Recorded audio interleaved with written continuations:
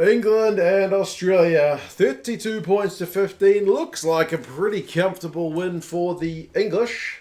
That late try right at the death makes the scoreline kind of blow out a wee bit. But to be fair, England were looking pretty comfortable for, I don't know, what, the last 15 minutes or so? I don't know. But yeah, I've just gone and watched this game. I watched... Which game was it? South Africa, Scotland with my breakfast. And I sat here preparing dinner during England and Australia. So it's been a long day of rugby. But a good day nonetheless. Manu Tuilagi was all over the shop, man. I was chopping potatoes and he was in the midfield. Then chopping potatoes again or getting the chopping board. And he was on the wing. Yeah, that was an interesting tactical choice for Eddie. So many times he was in the mid and occasionally he was out on the wing. Very interesting selection, that one. It was kind of the talk of all the press conferences prior to the game. But Manu, yeah, he was more midfielder than he was wing, seemingly, for this game. Anyway, I'll go through his key event stats, and you guys can let me know your thoughts on the game, as I said. I went into this one not knowing the result, which was kind of good to see, because sometimes you can get spoiled to the results of games. But I thought England were going to win this one, partially due to the amount of guys the Aussies are missing, a few injuries. And the guys not released from the Japanese clubs, well, not technically not released, but you know what I mean. And but I mean, England's preparation was also not ideal. They've also had a few guys out and some late withdrawals in the props with COVID cases and whatnot. So neither side was maybe going into this one in the exact condition they would have wanted. And maybe that's why we got a little bit of disjointed play at times with some kind of relatively new guys to the setup for both sides having to make. Put in more minutes than maybe we would have otherwise expected. Australia had a chance for 3 points early when England were pinged for kind of changing their lines to obstruct a kick chaser, which was penalised a fair bit in this game. So 3-0 to Australia. They actually took the lead, but I think that was their only lead of the game because Freddie Stewart got a try about 3 minutes later. They were getting some good go-forward ball, and Stewart's little last-minute kind of weaving run made Kurtley Beale look pretty sick. On defence. So, 7 points to 3. The lead changed. And, Australia pushed it back close later on, but never got back in front that I can recall. Australia was conceding back-to-back penalties. It led to England kicking it to touch. They would maul it. Australia's defence held. Eventually, England opted for 3, so it was 10 points to 3, which is a nice wee 7-point lead. But then both sides were guilty of this poor kickoff receipt, and it wasn't just this game. We saw quite a bit of this this weekend, and maybe it's just a thing that area of the game is becoming really competitive. It's a hard area to master, but England conceded a penalty pretty much from the restart, so it was back to within that same scoreline when it was 10 points to 6. Australia kicked their one. The penalty exchange continued on 17 minutes. England went back to that same lead, 13 points to 6. And then again from the restart, I think that one was a Tuilagi error, 13 points to 9. So Australia kicked their one. So it was just back and forward. England's scrum seemed to be getting on top at that point. They were targeting, I guess, James Slipper. And they got that one. The Aussie defence, because they got the penalty, they kicked it out, they mauled it, and then they spun it wide. The Aussie defence did hold pretty well that time. They got it out to Johnny May. Like, the Aussies' maul defence was good, and then the Aussies' defence out wide was really good. Like, Kurtley Beale ends up tackling Johnny May into touch. I think was it maybe Callaway helping him out? But yeah, good defensive read and good fronting up from the forwards, I thought, at that point. So it was, properly game on. Paisami put a big hit on young Marcus Smith, who was getting kind of a test of a team kind of in the same neighbourhood as England in terms of, the world rankings. I know Marcus Smith had a couple of run-outs, but this is certainly his most challenging opponent thus far, so that was kind of a good taste of it for him. But it wasn't him getting the glory at that moment, old Marcus Smith, who's, throws the glorious offloads and gets line breaks and stuff, but it was your man Jamie George with a massive line break. Massive. He was out in open space, and then he tried, I think it was Courtney Laws who put him through a nice little gap, and he tried a little weaving run at the end, a little step, and that kind of had Tom Wright bamboozled, because Tom Wright, the winger, caught him up really high. And when I saw that, at first I thought, that's bad tackle technique. And yeah, sure enough, the TMO had a look at it. He caught Jamie George pretty high. The referee basically just said that he's too upright, it's dangerous, it's foul play, but it's kind of, he's passive, so he's not going in to make a hit. He's just kind of stationary, and just being upright makes an unfortunate collision. So he gets yellow carded for that one. I think it's just a step bamboozled, man. He didn't see that coming. So yellow carded for him. The Aussies have to put on a heap of a defensive show because the English guys are mauling it up. They've got advantage. George has another attempt where it looks for a try for all money. Jamie George peels off that maul, and he's got a try for sure. But as he's trying to get the ball to his hand away from, I think it's Michael Hooper to put the ball down, Nick White comes in from the other side and knocks the ball loose. So it's an absolute massive moment for the Aussie defence. A real brutal one for England. Like, how did they not score there with the extra man?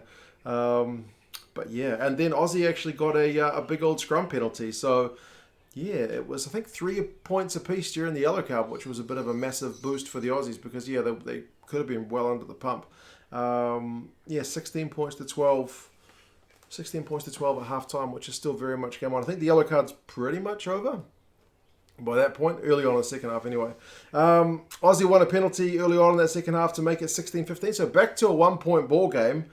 But they were just looking a bit, I don't know, disjointed. I mean, maybe partly it's because you got guys like Beale and Arnold and Skelton, all these guys who were playing in France and haven't been part of the Wallabies set up through the Rugby Championship. You got O'Connor running the show, who was injured for much of the Rugby Championship. You got Paisami, who's had to step back in after a long period out with Karevi in the midfield. So just looked a bit disjointed, and that moment when on 45 minutes they secured a line out and then just dropped it, and Johnny Hill ends up running with it and galloping towards the line, ends up getting held up over the line. It's just like one of those moments where Australia, there was many of them where they just didn't quite have the execution. So yeah, obviously the prep, as I said, not ideal without 2 of their props as well because concussions last week. So yeah, there was another yellow card for Australia when Gus Bell put in a bit of a tip tackle on Courtney Laws, which was again probably a bit unnecessary, kind of shooting themselves in the foot. England kicked it straight out in front. So 19 points to 15, 3 points during the yellow card. And then some of that stuff, which is, I mean, classic England. I think it was Ben Youngs puts in a kick, and it's pinpoint accurate. He's outside his 22, and it lands like a metre from the touchline. Kurtley Beale has to gather it because he can't just ignore it, and then Johnny May just puts him straight into touch. It's just such, I mean, they've been doing that play for quite some time.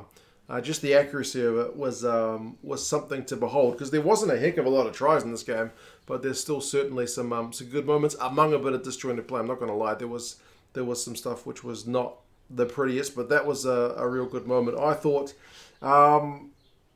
Hooper also got injured at one point. I think he had to go off. George, I forgot to mention, had gone off at halftime with a leg injury. Hooper got an injury after he'd made a break. He got isolated, but he'd got loose ball, so kind of first man to react, but then he's left his whole team behind.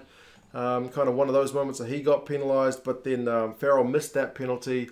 I'm talking about this disjointed stuff from Australia. One moment when Tuilangi was actually on the wing, the Aussies generated a 2-on-1 when Tuilangi bit into the man inside him, which maybe he's prone to do, not playing the wing all that much. But Wright couldn't take the pass. It ended up being shoveled into touch. They were generating opportunities. But yeah, the hands kind of let them down on that one. Beale couldn't take a pass above his head. I was kind of shaking my head at the pass, but also you'd hope he would catch it, but it was a tough one to take. Latu's first action when he came on was like a grass cutter tackle that I thought he was going to get TMO, but he managed to somehow escape it. England scrum getting on top. They kick a penalty, 22-15. Farrell goes off with maybe a bit of a dead leg, not sure. But walking wounded in this game seemingly. The Aussies lost a line-out attack on like 69 minutes, and that's when I was kind of convinced this game's done.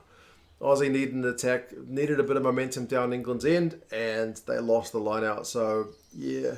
There was a tough TMO call on Nick White for another obstruction line. It didn't look like he changed his line, But it's a weird one where I think he was running at the exact speed to run obstruction, but didn't change his line. And you could see his mouthing to the ref on the replay, didn't change my line. But yeah, he still got pinged for it, so they were having no nonsense from that. I guess where's the interpretation of you're allowed to run backward towards the ball? Usually if you don't change your line, you're okay, but I think he was running at a speed to run obstruction, so maybe it's 6 of one, half a dozen of the other. I don't know. Glad I'm not a ref. But either way, it's a tough one and results in a penalty, so 25 points to 15. Looks like that's going to be the final score, but we get one last try, a bit of extra salt in the wound for the Aussies. It's a bit of a thing of beauty try, though. I mean, Ikitau, I think it's him. He passes the ball. I think it was a pass. This is when I was chopping carrots probably at that point. To Sam Simmons, of all people, who's only come on for like the last 5 minutes. And that guy, if you're going to pass it to a forward, you won't find many quicker than Sam Simmons. And he tears up the field and then gives it to Blamire, who has got for some wheels of his own, apparently. And he goes over like 40 metres. Maybe not 40. Maybe 30. I don't know. 20. It'll get longer in the telling, but it was a heck of a try. Long distance one from turnover ball. So, yeah, nice line break from a hooker. And number 8 to finish it off. So, yeah, 32 points to 15.